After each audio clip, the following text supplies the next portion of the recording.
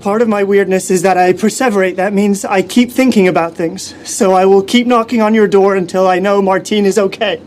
His name is Shaun Murphy, and he's a surgeon with autism. He struggles with expressing his emotions and has trouble connecting socially, but his mind works like a finely tuned medical machine. One day, Shaun took on a new patient. Her name was Martine, a 6-year-old girl. She was small, pale, and visibly weak. In a soft voice, she told Shaun her stomach had been hurting for a while, but her parents, standing nearby, dismissed it as a lie to avoid going to school. Shaun glanced at her abdomen and decided to run some tests. He suspected the pain might be caused by a bowel obstruction or a possible volvulus. However, his diagnosis was quickly challenged by the surgical chief, Neil. Neil believed Martine's pain stemmed from the emotional stress of her parents' constant fighting, and he accused Shaun of lacking flexibility. In the end, Neil ordered Martine to be discharged and sent home. But Shaun is meticulous by nature. He took Martine's samples and conducted a full panel of detailed tests. He also reviewed every similar case he had studied back in medical school. 15 minutes later, the lab technician told him all her numbers were technically within the normal range. But Shaun noticed something was off. He pointed out that while the values were normal, they were abnormally high for a child of Martine's age. At 1 a.m., without hesitation, Shaun rushed out of the hospital and headed straight to Martine's home. He pounded urgently on the door. Martine's father opened it. Shaun immediately warned him that Martine might be suffering from a twisted bowel, a condition that could be fatal without immediate surgery. But her father didn't believe him at all. He threatened to call Shaun's boss if he didn't leave at once. Shaun, unfazed, insisted he would keep knocking until he was sure Martine was safe. Unable to get rid of him, Martine's mother finally agreed to let Shaun in to check. But the moment they walked into the room, everything froze. Martine had already lost consciousness